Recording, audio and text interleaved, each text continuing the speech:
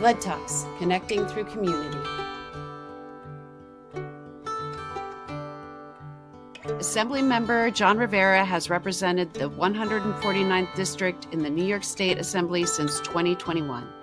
He has spent his time advocating fiercely for lead poisoning reform and housing reform, refugee resettlement, education investment, waterfront issues, and tourism.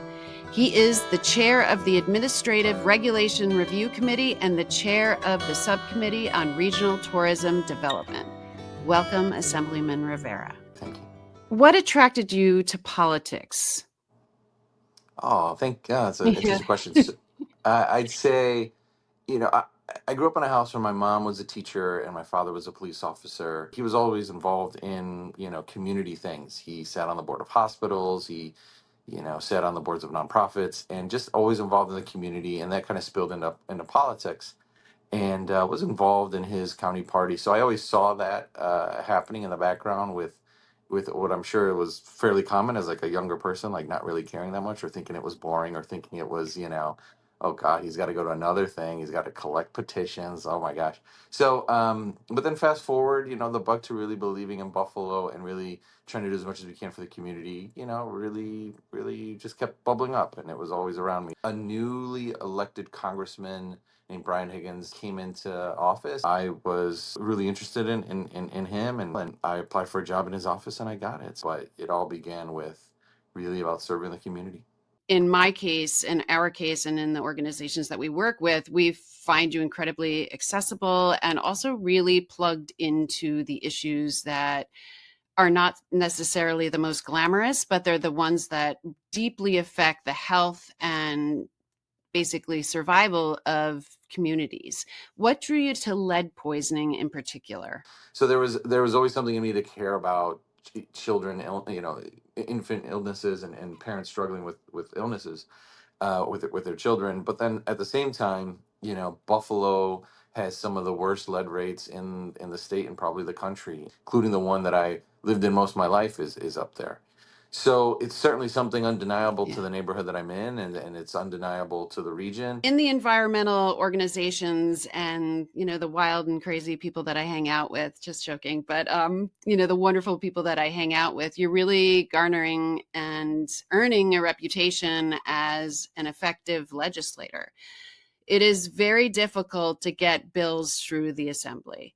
You're a relatively new assembly member, and the past 2 years, you have gotten the Lead Paint Right to Know Act passed for 2 years. And last year was actually 106-40, which is an amazing margin to have.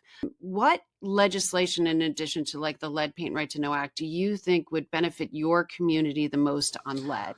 Sure. So I have two other bills, but the one that really comes to mind is the bill that we're talking about that essentially makes it so that if you're coming into a space, an apartment, a new home, you are made aware of where lead is. So that's sort of the nuts and bolts of that.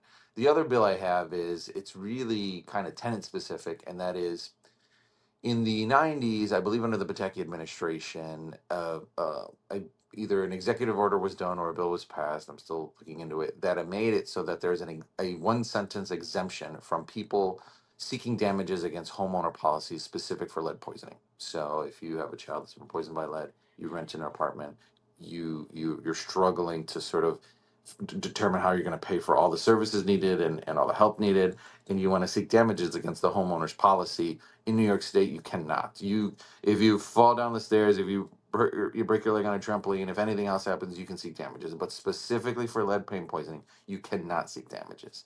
And the insurance industry does not like my bill. It's a shocker. Yeah. But I've passed it most years I've been in the assembly. It's another one of these bills that I've passed. I haven't been able to get past in the Senate.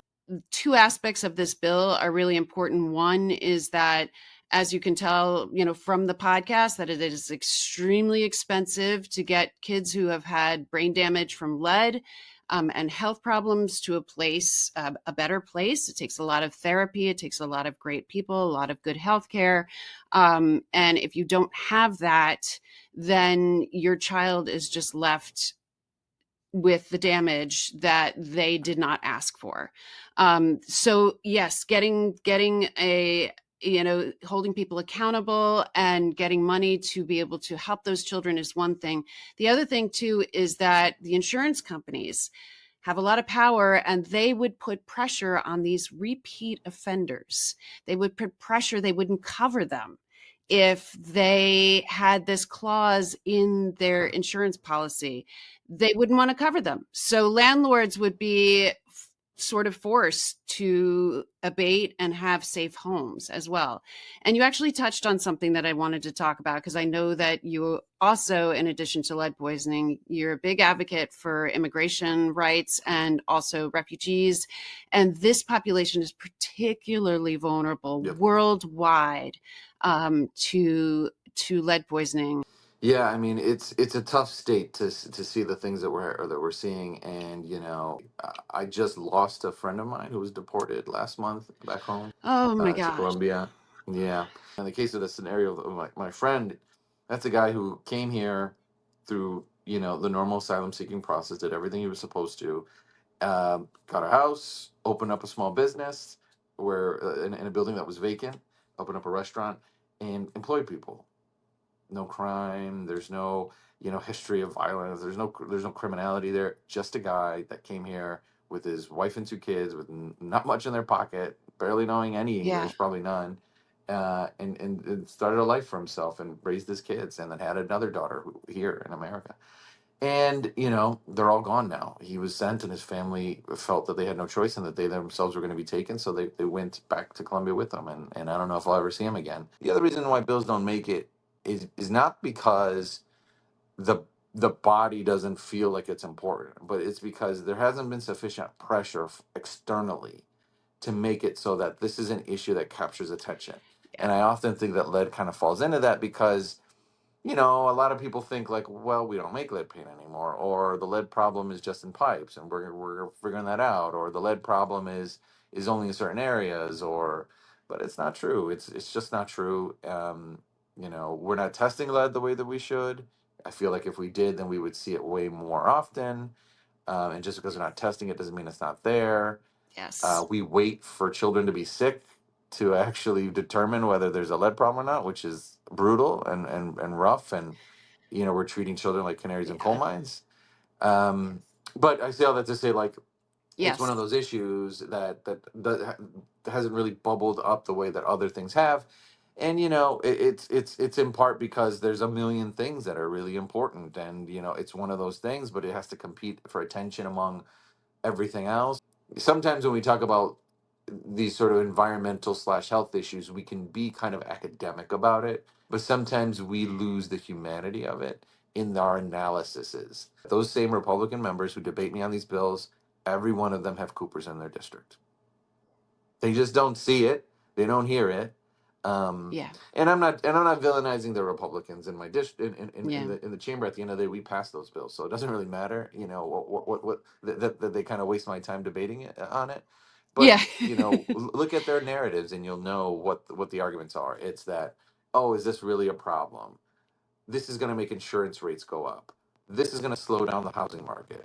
It's all this like, this is going to make it so that houses are valued less. Like, even if all those things were true, which I don't believe them to be, but even if they're all true, like, who cares compared to the health of a child? Yeah. Like, sorry, Yeah, your I know. your your insurance, I know. it's why it's crazy. But It's crazy. And it's not even, I mean, to be honest, it's like anybody who's like, the sale of the home is ridiculous, because I mean, honestly, you know, the real estate lawyers for the real estate companies will, like, delay your closing because they have a massage, like, you know what I mean? Like, but like, there is to say like that this test that takes a couple hours, that's a couple $100, that really is as simple as can be and gives you information of whether or not there's lead in the home and where it's located, is so important. And then also the registry. So people also don't understand that when your kid is diagnosed, it's not like it's evident where it's coming from.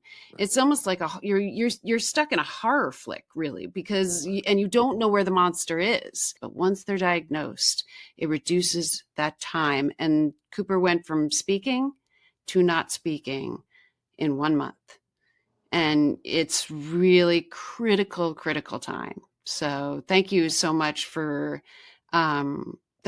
for your work and for your dedication and your commitment and for just being like a kind compassion. And thank your parents too.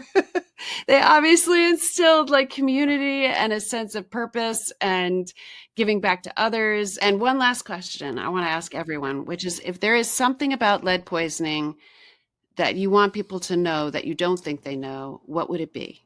It's not expensive to address in the now, but when it's not addressed, the costs are endless. In like, not just in money, not just in stress and burden and but the cost that it plays on a child's life and on their health and on their family's health is immeasurably daunting. Among all the things that we deal with around health, it is one of the few things that we could eradicate in a generation. Yes. There's not many things that we can point to and say, "Oh, gee, it's we're going to be doomed with this for a long time." No, this is if money is invested well enough and people have the will, we could address this in a generation and put an end to it. Yeah. Well, thank you so much, Assemblymember Rivera. I really appreciate all your work. I appreciate you coming on and talking to us about the ins and outs of legislation, how the political aspects work, and just about lead in your community and how you, as a leader, sort of came into your position. It's fascinating, but it's also, I think, really inspiring. And I hope that people out there know that the government isn't super scary. It's actually us. We are the government. There's so many good people who are actually working in the government for you every single day. Just find those people and support them. That's what I have to say. Find those people that are working for change, that are working for working people, and support them. Well, thank you very much. Thank you for everything you do. Thank you.